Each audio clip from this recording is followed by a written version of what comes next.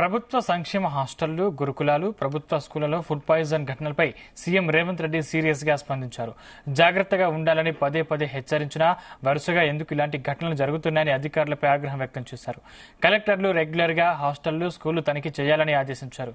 విధుల్లో నిర్లక్ష్యంగా వ్యవహరిస్తే సీరియస్ యాక్షన్ తీసుకుంటామని సీఎం రేవంత్ రెడ్డి వార్నింగ్ ఇచ్చారు. విద్యార్థులకు అందించాల్సిన ఆహారంలో నాణ్యత లోపిస్తే ఉద్యోగాల నుంచి తొలగిస్తామని సీఎం రేవంత్ స్పష్టం చేశారు.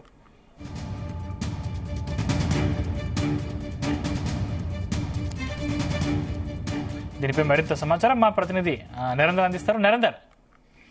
ఎస్ సందీప్, మనకు అందుతున్న సమాచారం ప్రకారం ప్రజెంట్ ప్రభుత్వ సంక్షేమ హాస్టల్లో పదుల సంఖ్యలో చనిపోయారనేటువంటి వార్త పెద్ద ఎత్తున స్పెక్యులేషన్స్ వస్తున్నాయి. ఇప్పటికే బీఆర్ఎస్ పార్టీ దీని మీద చాలా సీరియస్ గా ముందుకెళ్తోంది. ఇప్పటికే గురుకులాల బాట పట్టాలని ఇప్పటికే ఆర్ఎస్ ప్రవీణ్ నేతృత్వంలో పెద్ద ఎత్తున ఒక కమిటీ కూడా వేసింది బీఆర్ఎస్ పార్టీ. ఇప్పటికే మొన్న రీసెంట్ గా ఒక విద్యార్థిని చనిపోవడం నిమ్స్ హాస్పిటల్లో, అంతకంటే ముందు కూడా పాము కాటుతో కొంతమంది, ఫుడ్ పాయిజన్ తో కొంతమంది, ఇట్లా డిఫరెంట్ ప్లేసెస్ లో వివిధ జిల్లాల హాస్టల్స్ లో విద్యార్థుల మరణాలపై పెద్ద ఎత్తున దుమారం రేపుతున్న నేపథ్యంలో సీఎం రేవంత్ రెడ్డి కూడా చాలా సీరియస్ గా ఉన్నారు.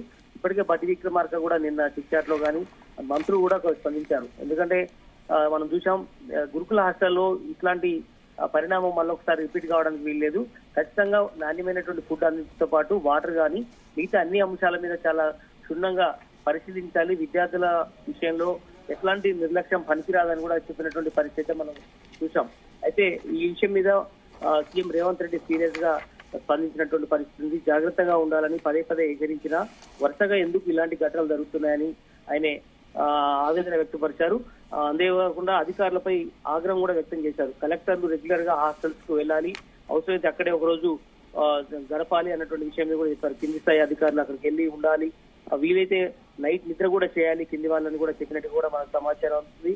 కనుక సీరియస్ యాక్షన్ తీసుకోవాలని చెప్పిన నేపథ్యం ఎవరైతే ఇట్లాంటి ఘటనలో బాధ్యులైన వాళ్ళు ఉన్నారో వాళ్ళ మీద అవసరమైతే సస్పెండ్ కూడా చేయాలి.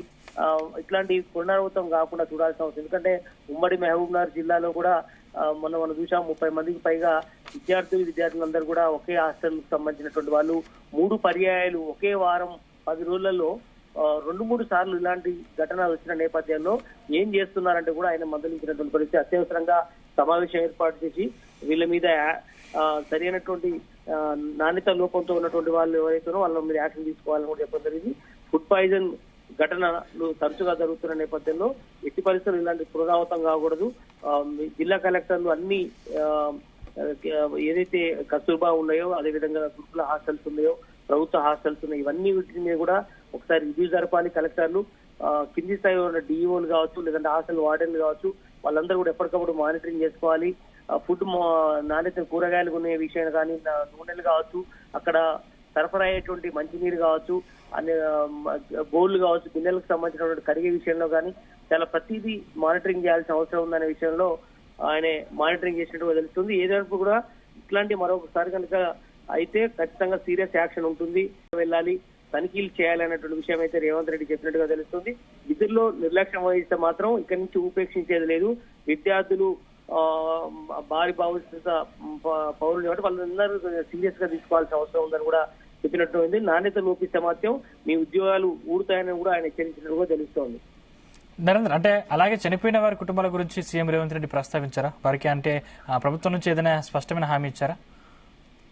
ప్రజెంట్ అట్లాంటి అంశం మీద చెప్పలేదు. పూర్తి స్థాయిలో విచారణ జరగాలి, ఎవరైతే తప్పిదం చేశారో వాళ్ళ మీద యాక్షన్ తీసుకోవాలని కూడా కలెక్టర్లకు ఆదేశం జారీ చేసినట్టుగా కూడా తెలుస్తుంది. ఖచ్చితంగా వాళ్ళకు కూడా న్యాయం చేసే అవకాశం అయితే కనిపిస్తుంది. ఇప్పటికే బట్టి విక్రమార్క గానికి సీఎం రేవంత్ రెడ్డి గాని ఇద్దరు కూడా దీని మీద మాట్లాడినట్టుగా తెలుస్తుంది. ఇప్పటికే కలెక్టర్లతో కాన్ఫరెన్స్ కూడా నిర్వహించారు. ఖచ్చితంగా ఈ గడిచిన 11 నెలలుగా ఎవరెవరు ఈ ఫుడ్ పాయిజన్ తో బాధపడ్డారు, ఎవరెవరికి మృత్యువాత పడ్డారు, నిజంగానే ఎంతమంది ఉన్నారు, బీఆర్ఎస్ పార్టీ ఆరోపణ చేస్తున్నట్టుగా అంతమంది ఉన్నారా, లేదంటే నిన్న జరిగినటువంటి ఘటనతో పాటు అంతకంటే ముందు నిజంగానే ఎవరెవరు ఉన్నారు, తప్పుడు లెక్కలు ఏమైనా ఉన్నాయా అని కూడా మొత్తం కలెక్టర్లతోటి లెక్కలు తెప్పించుకుంటున్నట్టుగా తెలుస్తుంది. బట్ ఇక్కడి నుంచి మాత్రం ఇలాంటి ఘటనలు పునరావృతం కావడానికి వీలే లేదు. ఎందుకంటే వాళ్ళందరూ కూడా చిన్నారులు హాస్టల్స్ లో ఉంటున్నారు. తల్లిదండ్రులు ఇదే రకంగా కనుక వ్యవహరిస్తే భవిష్యత్తులో హాస్టల్లో చేరే వారికి దాని ఇంపాక్ట్ పెద్ద ఎత్తున ఉంటుంది. ఎందుకంటే లక్షలు ఖర్చు పెట్టి గురుకులాలు నడుపుతున్నాము, ఒక్కొక్క విద్యార్థి మీద లక్షల రూపాయలు పెట్టి నడుపుతున్న నేపథ్యంలో ఖచ్చితంగా అలాంటి వాళ్ళకి నాణ్యమైన విద్యతో పాటు సరైనటువంటి ఫుడ్ అందిస్తేనే వారు మంచిగా చదువుకోగలుగుతారు అనేది కూడా రేవంత్ రెడ్డి గాని ముఖ్యమంత్రిగా ఆయన చెప్తున్నటువంటి మాట. బట్ మంత్రులు ఇక్కడి నుంచి ఖచ్చితంగా హాస్టళ్లను కూడా అప్పుడప్పుడు తరచుగా వెళ్లి చూడాల్సిన అవసరం ఉందని కూడా చెప్పినట్టుగా కూడా సమాచారం ఉంది. అంటే విద్యార్థుల విషయంలో తాను సానుకూల నిర్ణయాలు తీసుకున్నప్పటికీ కూడా కొందరు ప్రభుత్వానికి అప్రతిష్ట పాలు చేసేందుకు ప్రయత్నిస్తున్నారని ఒక రకంగా బీఆర్ఎస్ ను ఉద్దేశించి చేసినట్టు వ్యాఖ్యలే కనిపిస్తా ఉన్నాయి. దీనిపై బీఆర్ఎస్ నాయకులు స్పందించారా?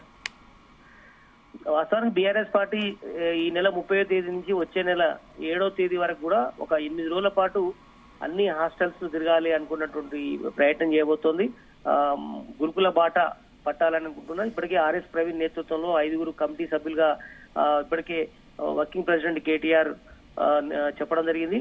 వాళ్ళు రేపు 30వ తేదీ నుంచి ఒక్కొక్క జిల్లా చొప్పున కమిటీ సభ్యులు పర్యవేక్షిస్తారు. ఎక్కడెక్కడ ఫుడ్ పాయిజన్ కేసులు అయ్యాయి, దానికి రీజన్స్ ఏంటి, అక్కడ ఉన్నటువంటి హైజీనిక్ కండిషన్ ఎట్లా ఉంది, ఇరుకు గదుల్లో ఉంటున్నారా, వాళ్ళ పరిస్థితులు ఎట్లా ఉన్నాయి, వాళ్ళకి ఇంకేం చేస్తే ఆ విద్యార్థులకు మెరుగైనటువంటి ఫుడ్ అందుతుంది అన్నటువంటి విషయం మీద వాళ్ళు అధ్యయనం చేసే అవకాశం ఉంది. ఈ రిపోర్టు ప్రభుత్వానికి కూడా ఇస్తామని బీఆర్ఎస్ పార్టీ చెప్తోంది. కనుక వీటన్నిటి కూడా ఎవరైనా ఫీడ్బ్యాక్ ఇస్తే వాళ్ళు తీసుకోవడానికి ప్రభుత్వం సిద్ధంగా ఉందని చెప్పిన నేపథ్యంలో వీళ్ళు ఆర్ఎస్ ప్రవీణ్ నేతృత్వంలో బీఆర్ఎస్ పార్టీ ఈ రకంగా ప్లాన్ చేసింది. బట్ వీళ్ళు కూడా మంత్రులు కూడా ఖచ్చితంగా వెళ్ళాలి, పరిశీలించి రావాలి, అధికారులు మాత్రం నిరంతరం నిఘా పెట్టాలి అన్నటువంటి విషయం. ఎందుకంటే అవసరమైతే ఈ డైట్ ఛార్జెస్ కూడా పెంచాలని కూడా రాష్ట్ర ప్రభుత్వం అనుకుంది కాబట్టి ఈ డైట్ ఛార్జెస్ సరిపోకపోవడం వల్లనే ఇట్లాంటి పరిస్థితులు నెలకొన్నాయా అనే విషయం మీద కూడా కలెక్టర్లు ఆరాధిస్తున్నారు. ఇప్పటికే మెను కూడా పెంచాలనుకుంటున్నారు. బట్ పెంచినా కూడా ఇదే పరిస్థితి ఏర్పడితే ఖచ్చితంగా కఠినమైనటువంటి శిక్షలు ఉంటాయనేటువంటి ఇండికేషన్ అయితే సీఎం రేవంత్ రెడ్డి కలెక్టర్లకు చెప్పారు. బట్ కనుక ఇలాంటి రిపీట్ కాకుండా సొంత జిల్లాలోనే ఉమ్మడి మహబూబ్ నగర్ జిల్లాలో కూడా వరుసగా జరుగుతున్న నేపథ్యంలో మరింతగా ఆయన సీరియస్ గా దృష్టి పెట్టారు. ఇప్పటికే ఆదిలాబాద్ గాని ఖమ్మం కావచ్చు, గిరిజన ఏరియాలో ప్రధానంగా ఎక్కువ ఇలాంటి పరిస్థితులు ఏర్పడుతున్నాయి. చాలా మంది ఈ దోమకాటుతో కూడా కొంతమంది ఇబ్బంది పడి చనిపోయినటువంటి సంఘటనలు అక్కడక్కడ ఉన్నాయి. అదేవిధంగా పిల్లులు కావచ్చు, లేదంటే ఎలుకలు, ఇలాంటి పరిస్థితులు ఏరియాలో ఉన్నాయి. పడుకునే దగ్గరికి వస్తున్నటువంటి పరిస్థితి, దుప్పట్లు చాలా మందికి, అదేవిధంగా సరైనటువంటి ఫుడ్ అందించకపోవడం వల్ల పురుగుల అన్నం కూడా వస్తుందని కూడా తరచుగా కంప్లైంట్స్ వస్తున్నాయి. మీడియా కథనాలు కూడా వచ్చిన నేపథ్యంలో వీటన్నిటి మీదనే సీఎం రేవంత్ రెడ్డి ఇమీడియట్ కలెక్టర్లతో మాట్లాడి మరొకసారి రిపీట్ కాకుండా చూసుకోవాలన్నటువంటి ఆదేశాలు అయితే జారీ చేశారు. ఇంకొకసారి ఇలాంటి జరిగితే ఖచ్చితంగా సస్పెండ్ చేస్తామని కూడా హెచ్చరిక జారీ చేశారు. Thank you Narender.